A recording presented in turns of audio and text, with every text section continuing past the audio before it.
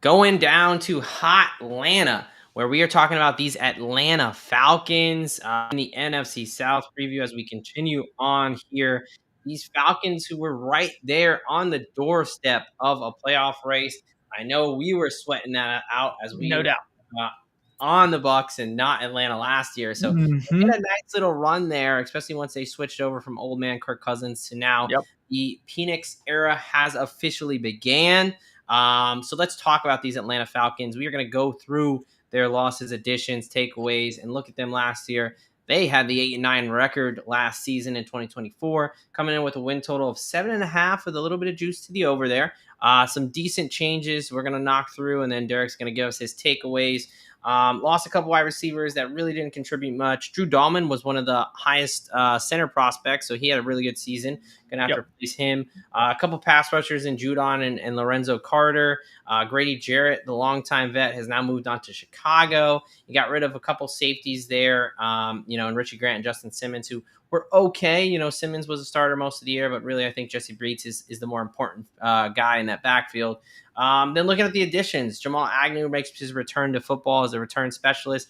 They doubled up. They said, look, we were one of the worst teams in pass rush last year. So you know what? Fuck it. We're going to draft both these guys high in the first round, or at least in the first round. Jalen Walker and James Pierce Jr. coming out of Tennessee there. They also brought back Leonard Floyd over from San Francisco. They brought in Morgan Fox, took Devon Diablo from Las Vegas, and they drafted Xavier Watts, who I really like at Notre Dame, and then Jordan Fuller took him on over from, I believe, Carolina. So obviously they realized, hey, our offense was pretty good, but our defense was not so good, and that's where they really focused. So what do you think about what they did in the offseason? Did they do enough? Where are you at with this Atlanta Falcons team? Yes. I pray to God that Atlanta Falcons fans finally got a pass rusher after the last 2 or 3 seasons. Maybe they got a couple guys that have a ton of potential on the defensive line. Will it equate to more sacks? Time will tell. But they really touched on their biggest needs when it comes to the defensive side of things, especially along that defensive line. Offensively, I think they're pretty set. It'll be interesting to see how Ryan Newsel fills in for Dahlman. right. A guy out of App State that they drafted 3 or 4 years ago. Right. This offensive line has been one of the best offensive line units in the league. So solid, yeah. Hopefully that continues for their sake. But I still have a few questions when it comes to how their defense will hold up in general with all of the new additions. Yeah, I think you bring up a great point because they have been a solid O-line, which, Bijan and Tyler Algier and the quarterbacks and wide receivers have been able to benefit. But Drew Dahlman was that centerpiece. So how is that going to look like with the new guy coming in there? And then the defense, man, how is this going to hold up? Because if they had a shell of a defense last year, they would have been a playoff team for sure. Yeah. So I don't mind them getting rid of a bunch of dudes, but you got to hit on some of these guys. And, whether it's Walker or Pierce, we know what Leonard Floyd can do. You got to cheer up the back end there. I think they did what they needed to do. Hopefully they got the right guys in the building. Right. I know that even if they had to double dip like they did on quarterback last year, hey, if one of them hits, I guess, you can.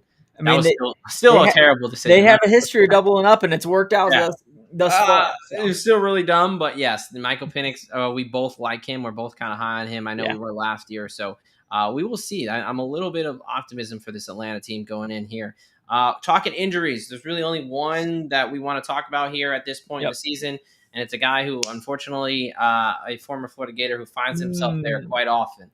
Kyle Pitts called it an undisclosed injury. Apparently, Adam Schefter knows some people. He's calling it a foot strain. Typically not a big deal if it is truly a foot sprain. Happened, back early June, late May. Even worst case, unless it's fully torn, you're talking like 3 to 6 weeks. So he should be good to go for training camp. But one of those where, due to his history, you want to monitor. Obviously, it took him a while to come back from that knee injury that I don't think they ever told us what was truly going on there.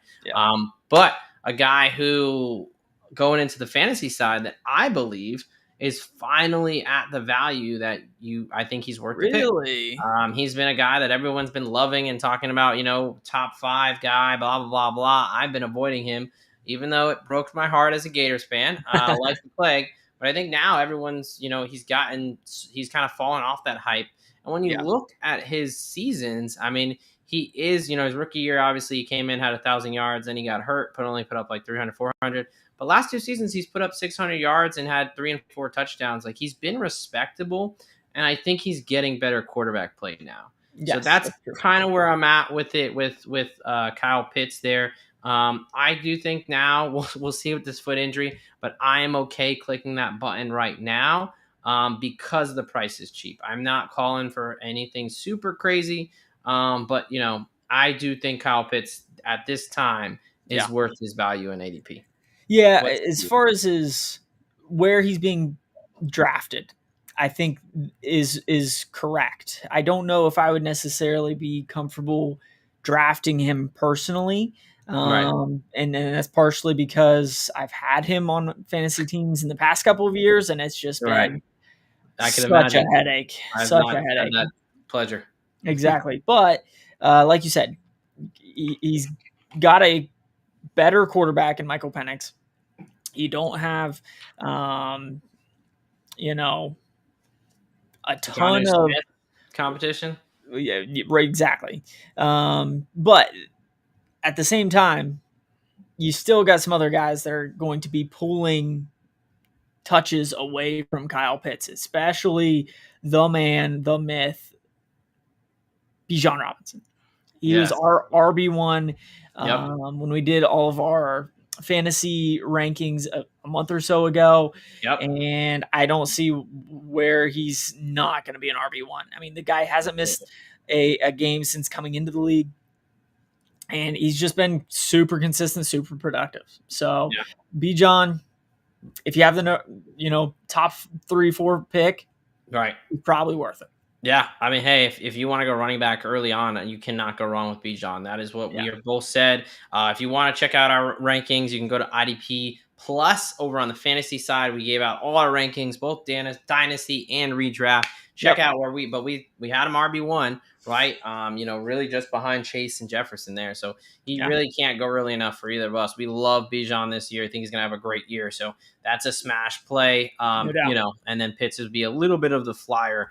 But believing in this offense a little bit, led by Michael Penix. Again, they have a solid O-line. They've got Penix energy. Weapons. Hey, I think he might be something. So we'll see. Let's move on over to the betting space, out of the fantasy realm. 8-9 team last year, coming in with a win total of 7.5. That's a little bit juicy over. You can go 8.5 depending on which way you want to play it. Futures market to make the playoffs around plus 145, plus 155. Miss playoffs between minus 175, minus 190. To win the division, anywhere from 220 to plus 240. To win the NFC, anywhere from 28 to 35 to 1. And then to win the Super Bowl, anywhere from 60 to 80 to 1. Anything you want to touch win total or future wise for this team? Nope. I am not touching the win total. I think it's one of those things where defense still scares me, and offensively they can still put up a bunch of points and still not get 8-9 wins to get in the playoffs or go over their total. So I'm staying away from those. I got a couple props, but let me talk wins and futures, because I do actually have some plays here. I'm going to go with the over 7.5. I do think they're a better team than last year that went 8-9. I think, look, Kirk Cousins, he looked terrible. Let's be honest, especially, after like week 3 or 4, like he couldn't move. He was making some awful decisions. There were some games they should have won, but he was essentially very inept. And I will be believing a little bit of this defense. I'm also going to take them to make the playoffs at plus 155. I think they can sneak in as one of that 7th wildcard team. I think they have the potential to be anywhere from 8 to 10 wins, which I think will be good enough for the playoffs if they get to 9 or 10. I am going to buy in. I think all they need to do is, go from the worst pass rush into the league to at least a little bit closer to the average there. I do Yeah. think they've got some good pieces in the linebacking core and the secondary. I think they got some young guys they can work with there. And I like Michael Penix. I think he's better than Kirk Cousins. So that tells me that I'm going to take them at least having as good, if not a better year than last year. So I'm on the over 7.5 wins at -135 over on FanDuel, and to make the playoffs at +155 over on DraftKings. So What I've got a play? question for you. What's up? What makes you take the over 7.5 wins, but still to make the playoffs? Because last I knew, 8 and 9 teams don't make playoffs. Well, I think that, my thought process was, we're going to get to them in a second, but I still like the Bucks more than the Falcons, so I didn't Okay. want to take the division. Yep. I think that my floor is that they're going to get to 8-9 wins. But I think that, as my kind of little bit of more plus money play for them, I think they do have the potential to be a 10-11 win team. Right? Okay. I think 10 gets you there. Right. I think in the NFC, 10 didn't get you there. It was 11 with the Packers, but I'm not projecting some of those teams last year to be as high. So I think they can make a wild card. I think they have a little bit of that ceiling. So I wanted to kind of get a little bit more than just the over 7.5. So that was my thought process, but I wasn't ready to pull trigger on any of the conference division, any of that stuff. I still think they are limited by that defense. No doubt. Okay. All right. What do you got for us player props wise? Yeah, let me take the a couple overs on a couple studs on offense. We talked about him, Bijan Robinson, over 1,150.5 rushing yards at -125. Last year ran for 1,400 and some yards. The year before that, he barely missed 1,000 yards in his rookie season, but he was kind of sharing carries in that season. Last year, he got the bulk of the carries. Tyler Algier was kind of, placed on the bench. Yep. Further down. And I think as long as Bijan stays healthy with that offensive line, the way that that offense runs, he's going to have another hell of a season. Outside of him, give me Drake London to go over 10 plus receiving touchdowns. He hasn't done this yet, but he now has a comparable quarterback for the entire year. Last year he had 9, so he just missed this number last year. And like you mentioned, Penix should be a major upgrade from guys that he's had in the past. Yeah, and as much as we're talking about Penix and being an upgrade, he still only started 3 games, so still almost like a rookie, rookie and a half, we'll call it. So Bijan is going to have to be the heartbeat of that, and I think London, being his wide receiver 1 is going to benefit. I'm going to go back to my guy here, Kyle Pitts, over 525.5 yards, -110 over on DK. I just think it's too low. Last 2 seasons, despite some injuries and some issues, he's been over 600 yards. He cleared that pretty easily. Talked about his rookie year where he had over 1,000 yards. Yes, when he got hurt, he did not reach this number. Obviously, if a guy gets hurt, this is all kind of for naught. I'm also going to play a little bit of a ceiling here with 1,000 plus yards at 12-1 over on Bet 365. Yes, baby, go Gators. We're only over left. 38 days away from college football kickoff, 50 days away from NFL kickoff, by the way, in case you wanted some sweet nothings in your ear. So Kyle Pitts, I just think that better quarterback. He's coming into the season, hopefully healthier. We'll see, right? But I just think that this offense is going to be able to move the ball effectively. And I think, we still have questions on the defense, so they're still going to have to put up points, right? So I think we both like this offense. No doubt. What Kyle Pitts' role is going to be. I mean, if he hits, he does have a high ceiling here. So we'll see. So give me Kyle Pitts over 525.5, -110, and the 1,000-1 to do what he did just a couple years ago for a 12-1 play there. So these Atlanta Falcons, I think both of us are higher on their offense. We do think the offense is going to go. Have some questions on the defensive side of the ball, but I'm going to take the over on this team. I think they are going to do enough to make the postseason with a little bit of plus money there for the Falcons. Derek is going to just wait and see and just take guys like Bijan and Drake London, who they know are going to be studs. All right. Geez, I can't stop saying all right. All right. Maybe Matthew McConaughey. Maybe we can work something out where we'll do something there. But there we go. Furthermore, moving along, folks. Let me tell you about some of these great things we got going on here. Fantasy Football Expo. Look, my buddy just called me. He said he's going up to beautiful Canton, Ohio to check out this Fantasy Football Hall of not the Fantasy Football Hall of Fame, the NFL Hall of Fame, but where they're having the Fantasy Football Expo August 8th through the 10th there in Canton, Ohio. Make sure you go to get your tickets today at thefantasyfootballexpo.com. You should have a Fantasy Football Hall of Fame. They should have. Well, I don't know about that. We don't need. I don't know. I'm tired of the analytics stuff. I'm not. That ain't for me. But yeah, go check that out over on the fantasyfootballexpo.com.